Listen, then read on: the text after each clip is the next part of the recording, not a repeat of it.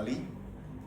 Kibarkanlah panji-panji Kadin Bali ini di seluruh kabupaten dan kota Bali untuk memajukan dunia usaha Bali untuk kemajuan nasional.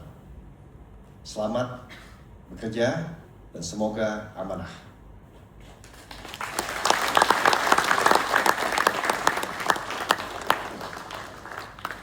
Siap segera dilaksanakan untuk tumbuhan ekonomi Bali.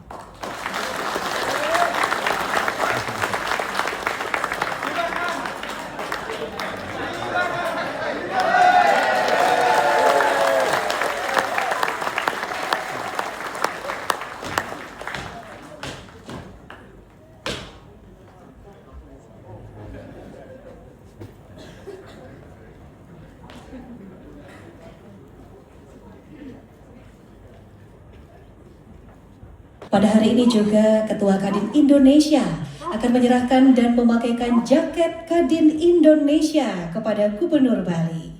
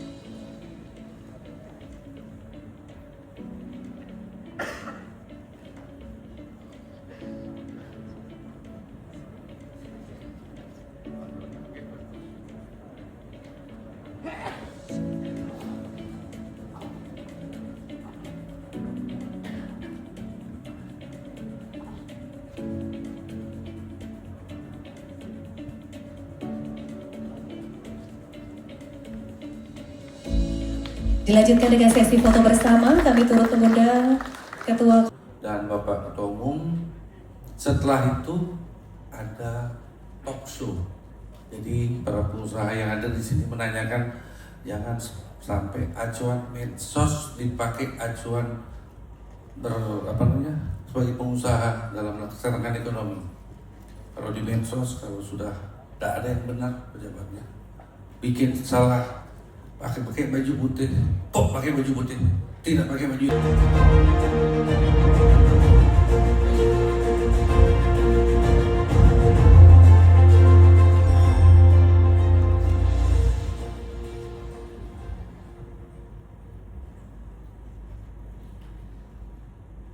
Om Swastiastu, Namo Buddhaya, salam kebajikan, salam sejahtera, Assalamualaikum warahmatullahi wabarakatuh. Yang saya hormati dan saya cintai Gubernur Provinsi Bali, Bapak Dr. Insinyur Iwayan Koster, MM. Terima kasih Pak untuk kehadirannya di satu, dan tadi dari awal kita lihat-lihat, dan mudah-mudahan acara ini bisa bermanfaat.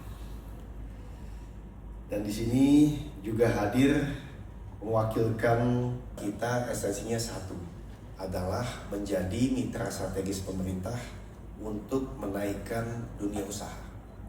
Itu mandat kita di Undang-Undang Nomor 1 Tahun 87. Tentu Kadin mendapatkan kesempatan untuk menaungi seluruh dunia usaha dari asosiasi yang banyak hadir di sini, terima kasih, dan juga Kadin Provinsi bahkan sampai kabupaten kota yang juga tadi hadir. Nah, sekarang kita masuk dalam konteks tentunya global sedikit yang nanti kita bisa bahas lebih lanjut. Nah, sekarang tentu kita lihat di Timur Tengah ini terjadi perang. Perang yang dilanjutkan dari perang-perang sebelumnya, seperti di Ukraina dengan Rusia. Nah, ini benar-benar dampaknya sangat serius dan akan lebih serius dari hanya sejak perang dan 1-2 bulan habis itu. Kenapa? Karena satu, BBM sudah naik, baik buat retail maupun industri, yang artinya biaya produksi akan naik. Lalu yang ketiga, juga daya beli tentunya juga lagi kurang baik. Nah, ini semua tentu Kadin Indonesia bersama Kadin Provinsi mempunyai dua pilihan. Apakah kita fokus saja kepada efisiensi, bertahan, atau tetap bertahan tapi cepat-cepat memikirkan terobosan supaya ekonomi bisa berkembang kembali.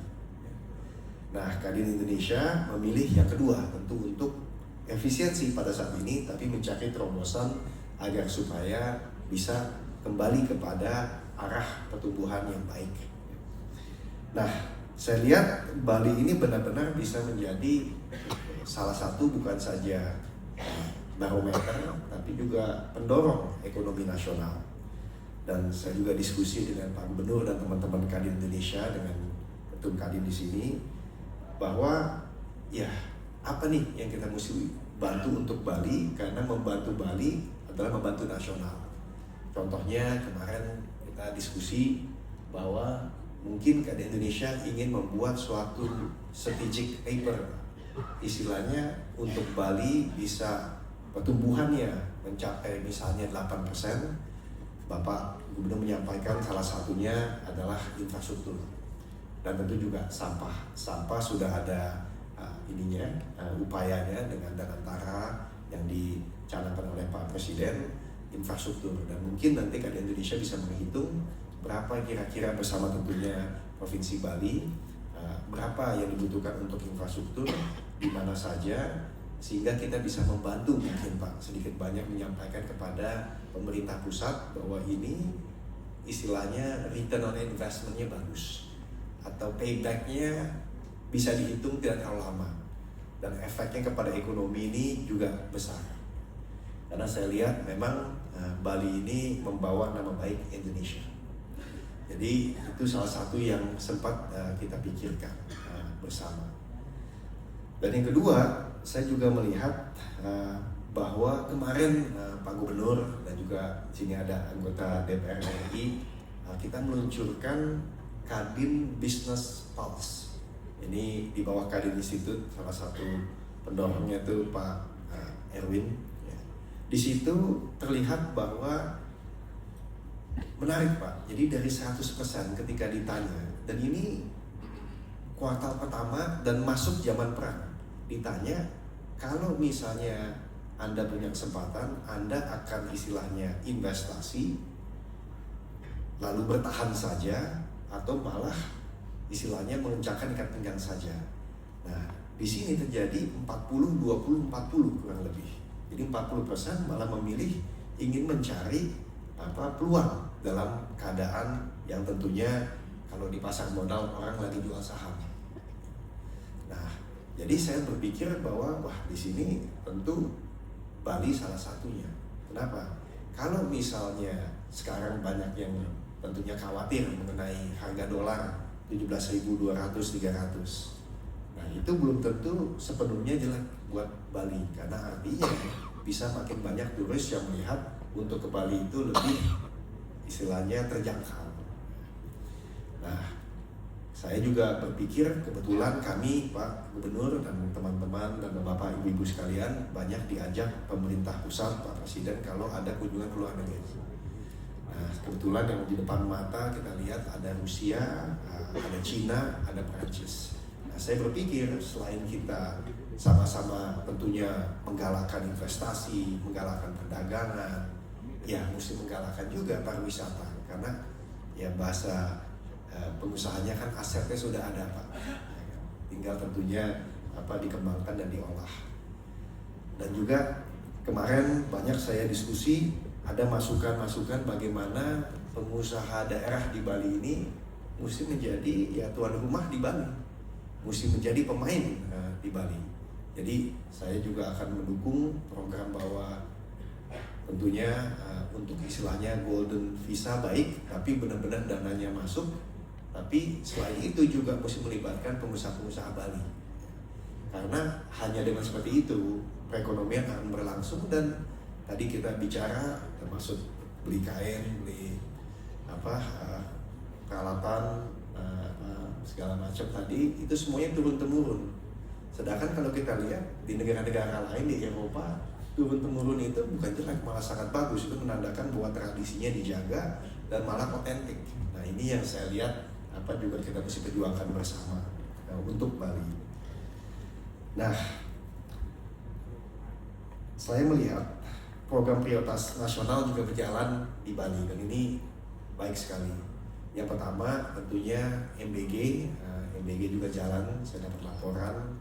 Ini patut kita dukung karena ini bukan saja investasi hari ini tapi juga untuk masa depan bangsa.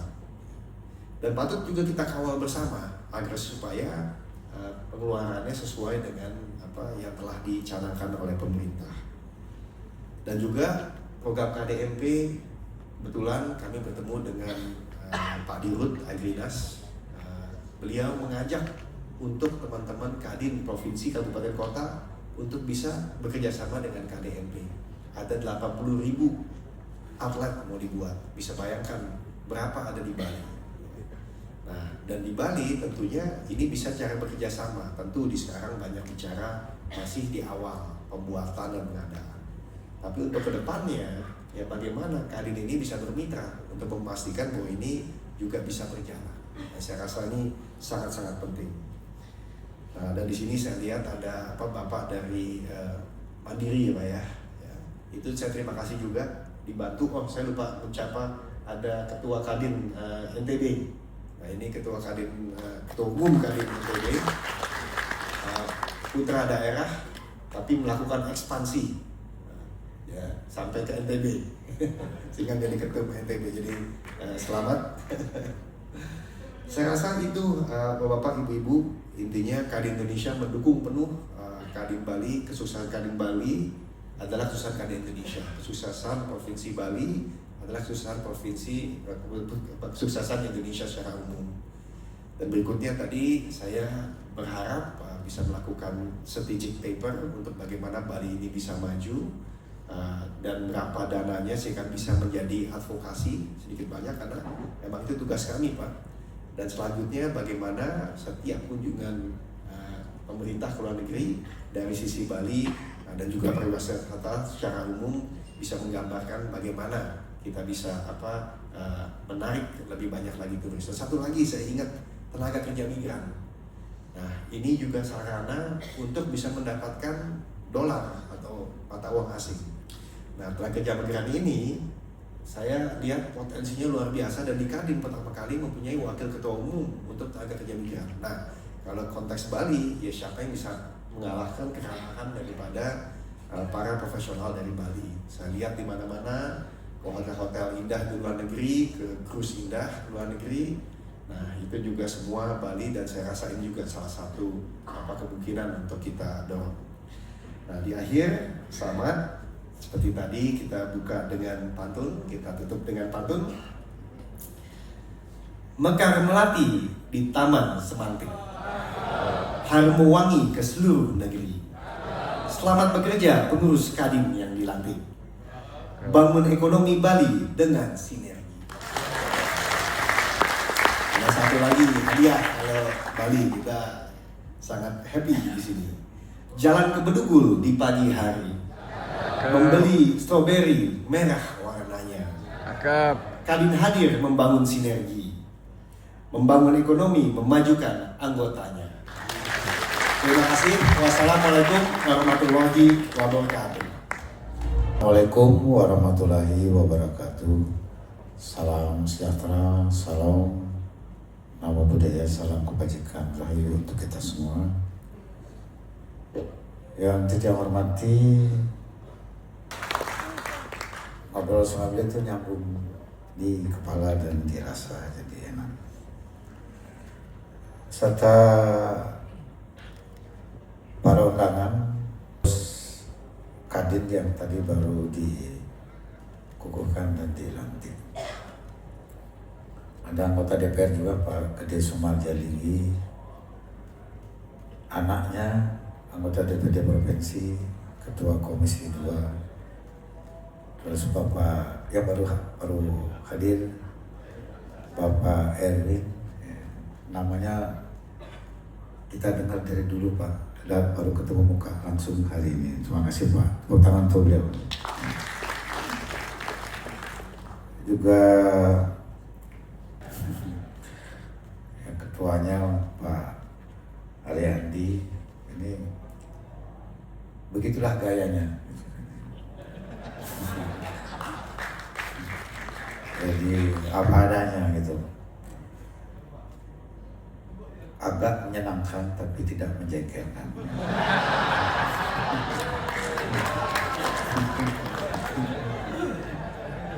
Punya sendiri kalau sudah agak berubah sedikit, ya, agak berubah. Nah, cuman memang masih harus digenjot lagi, ya, sesuai dengan tantangan yang kita hadapi di Bali. Tentu Kadin karena memang diberikan mandat oleh undang-undang dan semua kita harus paham itu harus selalu bersinergi dengan pemerintah daerah di dalam kerangka membangun perekonomian gitu. Nah, tentu saja harus paham peta karakteristik dan potensinya ekonomi Bali gitu. Jangan lari dari apa yang kita punya gitu. Pak Ketua Umum Kadin yang saya hormati, kami ingin agar Bali ini tumbuh gitu, tumbuh berkembang dengan kekuatan yang ada di Bali, sumber daya alam yang ada di Bali, apapun yang dijadikan anugerah, itulah yang harus kita kelola menjadi sumber ekonomi gitu. Jangan kita banyak menggantungkan dengan sumber ekonomi dari luar gitu. Kemudian yang menjadi pelakunya juga kita dorong adalah putra-putra lokal Bali yang menjadi pelaku usaha lokal Bali. Yang menjadi penggeraknya juga putra-putri terbaik lokal Bali. Jadi supaya kapasitas ekonomi Bali ini betul-betul dia tumbuh dan digerakkan oleh sumber daya lokal Bali, supaya dia lebih hidup, pergerakannya lebih berkelanjutan. Saya ingin betul menjaga Bali ini diproteksi betul, sedapat mungkin mengurangi ketergantungan dari luar. Jadi karena itulah kami menggalakkan yang dikelola oleh Dekranasda Provinsi Bali. Nah, kami ingin menggerakkan ekonomi Bali ini betul-betul berbasis sumber daya lokal dengan menggunakan transformasi ekonomi yang dinamakan dengan ekonomi Kerti Bali. Ekonomi yang dijalankan dengan prinsip-prinsip menjaga kearifan lokal, menggerakkan sumber daya lokal, pelakunya lokal, berdampak kepada lokal Bali, dan menjamin pertumbuhan ekonomi Bali. Ada 6 sektor unggulan dalam transformasi ekonomi Bali. Yang pertama adalah sektor pertanian dengan pertanian organik. Jadi izin Pak Ketua Umum, Bali memiliki peraturan daerah pengembangan sistem pertanian organik. Kami sekarang mendorong pertanian organik supaya ekosistemnya terjaga, tidak bikin polusi, dan juga meningkatkan nilai ekonomi pertanian. Sekarang dari 71.000 hektar sawah yang ada di Bali, hampir 70% sudah organik. Nah, karena organik maka ekosistemnya hidup, cacingnya hidup, udah itu kupu-kupunya hidup, semua jadi hidup. Kalau dia hidup itu berarti ekosistemnya itu sehat. Nilai ekonomi juga meningkat, sehingga nilai tukar petani di Bali sekarang udah naik. Itu karena mulai meningkat hasil penjualan produksinya. Juga Dipandu oleh moderator kita yaitu Profesor Dr. Ida Bagus Raka Suwardana, SEMM. Mari kita sambut dengan tepuk tangan yang meriah. Beliau sangat tahu apa yang berlaku. Saya akan menunjuk 3 orang karena ini biar tidak banyak yang bertanya atau mungkin sulit saya memilih sesuai dengan pesannya Pak Ketum. Ada 3 orang yang akan mewakili Bapak Ibu sekalian. Yang pertama adalah Dik Rai Suryawijaya mewakili PRI langsung 2 poin.